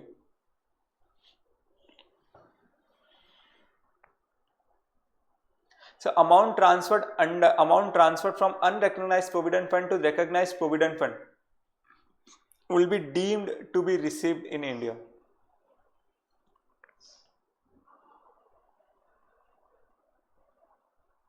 ठीक है, क्या am I clear with it?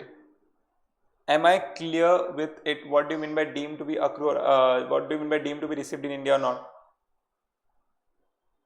और इसी अक्रूअल का केस में स्पेसिफिकली यू नो अक्रू मतलब क्या होता है. You know the basic concept of receive basis and accrual basis. Do you know this?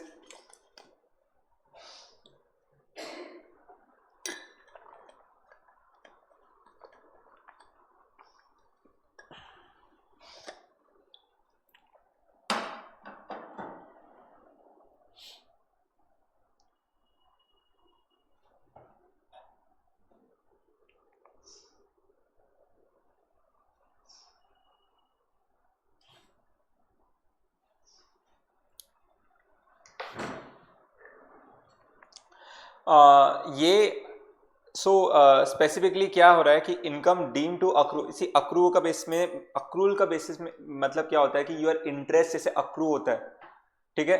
Accrual के केस में व्हाट इज हैपनिंग इज, आपने एक बार अमाउंट इन्वेस्ट कर दिया, every day the person will accrue interest on that deposit amount, that is called as accrual basis.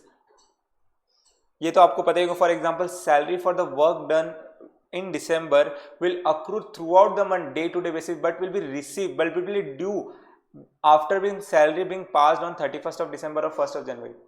Accrual के case में every day you are taking the efforts, and every day after taking the efforts your amount is been accrued.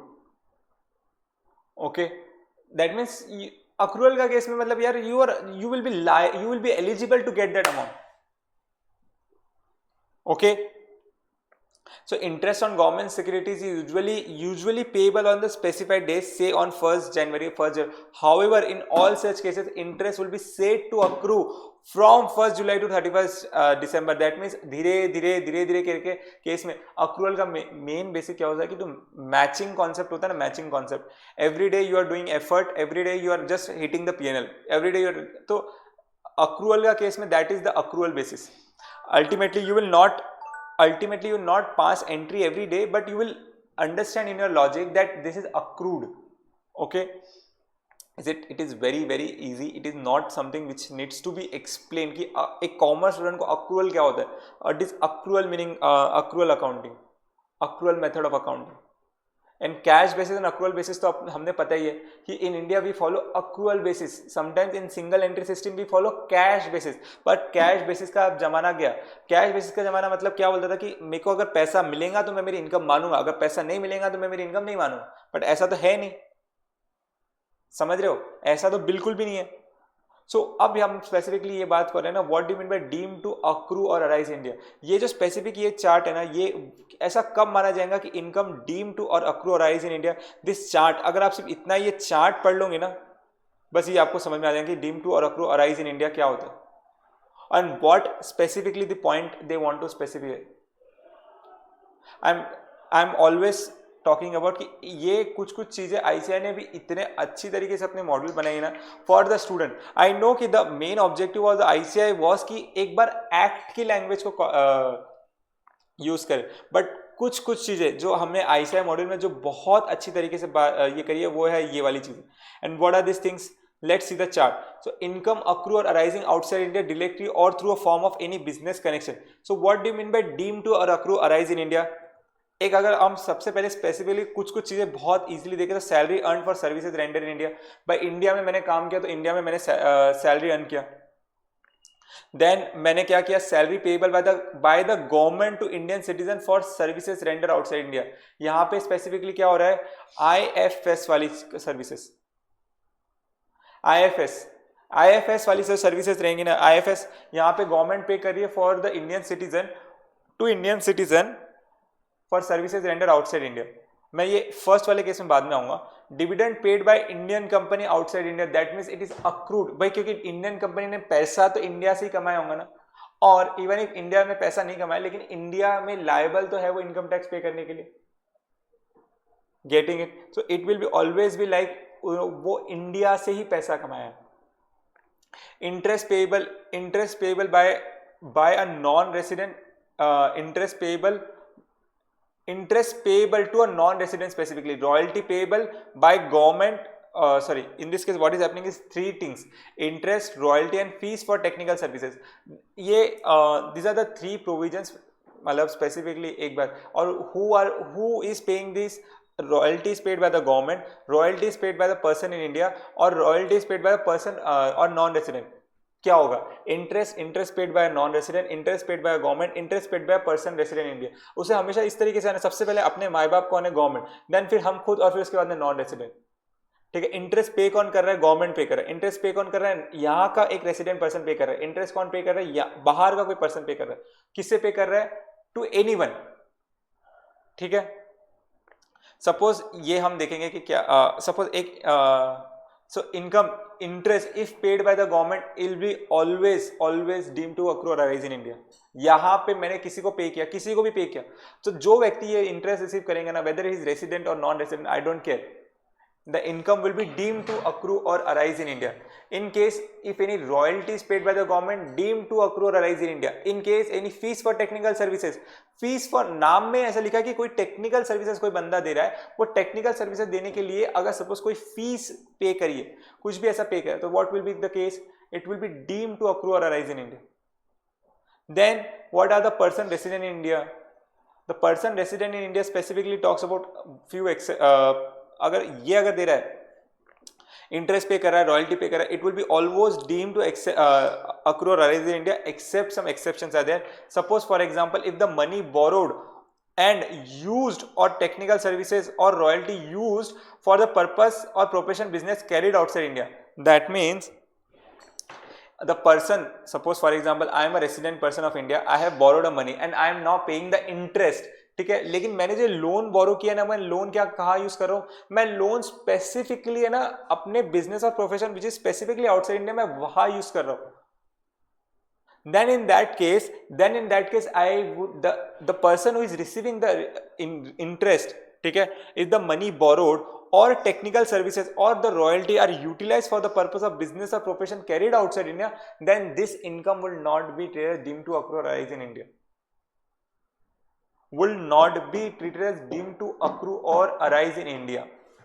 Always remember one thing, deeming provision में नहीं आएगा वो. Suppose for example I'll tell you, Reliance Industries ने Reliance Industries को पैसे की जरूरत थी, and Reliance Industries have approached Bank of America in USA and they have specifically said, sir मुझे पैसा चाहिए, $1 billion चाहिए to invest in some factory. ठीक है, $1 billion उन्होंने पैसा लिया, $1 billion को यूएसए की एक परचेस करने में, फैक्ट्री परचेस करने में लगा दी. एक बार वो वहां के फैक्ट्री ने परचेस कर लिया, तो the interest is paid by a person who is a resident in India to outside person, ठीक है, और to any other person, I don't care किसने, लेकिन पे किसके लिए किया गया, to that loan will be utilized for the business और profession outside India, then it will not be deemed to accrue और arise in India. Similarly, if the money borrowed and used or technical services or royalty used for utilized for making income from sources outside India, similarly business profession outside India या फिर any other income source, मैंने $1 billion लिया, $1 billion आके मैंने कहीं invest कर दिया, किसी बॉन्ड में इन्वेस्ट कर दिया जो मेरे को 6% यील्ड देंगे, मेरे को इंटरेस्ट कितना पे करना है, मेरे को इंटरेस्ट सपोज 1% 2% पे करना है, मेरे को 6% मिले, मेरा 4% का आर्बिट्राज है. अब आर्बिट्राज क्या होता है, दैट मीन्स सस्ते में खरीदा महंगे में बेचा, सिंपल ऐसा ही बोल सकते हैं आर्बिट्राज को. समझ में आया? ठीक है. Similarly suppose for example if any interest और रॉयल्टी इज और fees for technical services paid by non resident, तो what is happening is money is borrowed and used for the professional profession carried in India, that means it will be deemed to accrue और arise in India. यहाँ हमने exception देखा था, यहाँ हम देख रहे हैं कि नॉन रेसिडेंट जब पे करेगा इंटरेस्ट किसी को, तब क्या होगा, if any fees for technical services or utilized for the purpose of business or profession make in India, then it will be deemed to or accrue or arise in India. जो यहाँ पे exception थे वो यहाँ पे इस तरीके से इनकम बन गए. If suppose for example I am paying a interest to a non-resident, suppose in that case of Reliance Industries, $1 billion invested in Jio Financial Services in India. Black rock company से $1 billion लिए, $1 billion के बाद में $1 billion मैंने India में invest करे, that means I am paying interest to a company outside India, but that business the amount will be used in India, it will be deemed to accrue और arise in India. समझ में आया? आसान है, बहुत बहुत simple सा logic है. ठीक है. Income arising outside India being any sum of money paid without consideration by a resident to a non corporate or a non-resident or a foreign company or to NR or where aggregate sum exceeds 50,000 rupees. See, we will see this in detail, okay? And income accruing or arising outside India directly or indirectly through a form of any business connection in India or any property or source or transfer. So what is happening is income deemed to income accruing or arising outside of India directly or indirectly through any form. through any business connection in India, or any property or asset or source of income in India, or transfer of capital assets situated in India. In these three scenarios, what are these three scenarios? The three scenarios specifically talking about I have a business connection in India. Business connection in India से मैं foreign में income earn कर रहा हूं, मेरी property यहाँ पे है, मैं लेकिन फॉरेन में इनकम अर्न कर रहा हूँ. दैट मतलब मैंने यहाँ पे एक फ्लैट परचेस किया, यहाँ पे फ्लैट करने के बाद मैंने यहाँ पे दे दिया किसी को, लेकिन मेरे को रेंट मेरे को लंदन में रिसीव हुआ या कहीं और रिसीव हुआ, but that income will be deemed to be accrue in India. मेरा यहाँ पे कोई बिजनेस कनेक्शन है, बिजनेस कनेक्शन के थ्रू मैंने वहां पे फॉरेन में कोई बिजनेस डील क्लोज करी, that means it will be deemed that income accrued in India. Or in other cases, suppose for example I have transferred a capital asset in India, then it will be deemed that you have income accruing from India. समझ में आया? बस यही सारी चीजें यहाँ पे specifically हर एक चीज डिटेल में बोली गई है. अगर आपको इंडिविजुअल पॉइंट स्पेसिफिकली समझ गए और everything there is no doubt in that, so I am betting you except for that one point everything is completely very easy and just self read. So what I want specifically, I have explained you every provision, you just need to go through 2-3 pages per se, that's it. And then tomorrow we will continue this illustration, and so tomorrow we will see the illustration everything, and then we will look into it once again. Okay, so tomorrow we will complete this chapter. ये हमारा एक सम specifically, एक जो point जो specifically बचा है वो 8 number का point. So what I want from you, I want specifically to एक बार आप घर से सिर्फ ये 4-5 पेजेस पढ़ के illustration we will see, and when I am not telling that we will not revise, but we will definitely revise, but I want you to read क्योंकि I have explained you the provisions everything. Okay, so now any sum of money paid by resident Indian to, मतलब यहाँ पे मैं RIL ले रहा हूँ, RIL paid to a non-corporate, non-resident or a foreign company, or to a resident but not ordinary resident. 3-4 लोगों को specifically पे किया गया. एक रेसिडेंट इंडियन किसको पे कर रहा है? नॉन कॉर्पोरेट को पे कर रहा है. Non corporate non resident, non corporate non resident का मतलब क्या होता है कि यहाँ पे NRI, नॉन रेसिडेंशियल इंडिविजुअल, और non-resident individual can be any person, Canadian citizen or anything, or a foreign company, यहाँ पे corporate है, corporate foreign company, or to a RNOR. So what is happening is income arising outside India being any sum of money paid without consideration by a Indian resident to this kind of people will be deemed to accrue or arise India if the same is chargeable to tax under section 56 to 10. What does it specifically mean? Section 56 to 10 specifically talk about gift. Okay, अगर suppose for example आप किसी को gift दे रहे हैं, then income will be leviable to tax provided the amount you have paid is more than 50,000 rupees. So when you will understand that logic, then you will be able to connect over here. It is simple like मैंने किसी को पैसे दिया और 50,000 से ज्यादा दिया, which is not Indian person और Indian origin का person, I mean India का resident नहीं, to any other person जिसको मैंने 50,000 का गिफ्ट ज्यादा दिया, और that person is liable to pay tax in under section 56 to 10, then in that case it will be deemed to accrue or arise in India. जब आप ये 56 to 10 पढ़ेंगे, then you will be able to connect with this provision. ठीक है, ये वाला मैं सम बोल रहा था, specific illustration that you will. So now we have almost completed this chapter. I have given you one homework that please read it. Tomorrow we will just quickly see the test your knowledge and revise this all 3 pages, and then we will proceed with the next chapter. ठीक है, am I clear till now? अगर आपको कोई भी doubt है residential status में, please let me know. ठीक है, and tomorrow will start with the new chapter. Okay, so till then, okay, see you tomorrow. Tata, bye bye. अपने सेहत का ध्यान रखिए, सबका आजू बाजू वालों का ध्यान रखिए. ठीक है, because now weather is changing, so now please drink warm water, and पहले से प्रिकॉशन कर लीजिए, and don't specifically spend more time on social media and all, because this is a very crucial part of time, very crucial part of your life. ठीक है, this is just a one advice. ठीक है, okay, चलो see you tomorrow at same time. Okay, चलो, bye bye.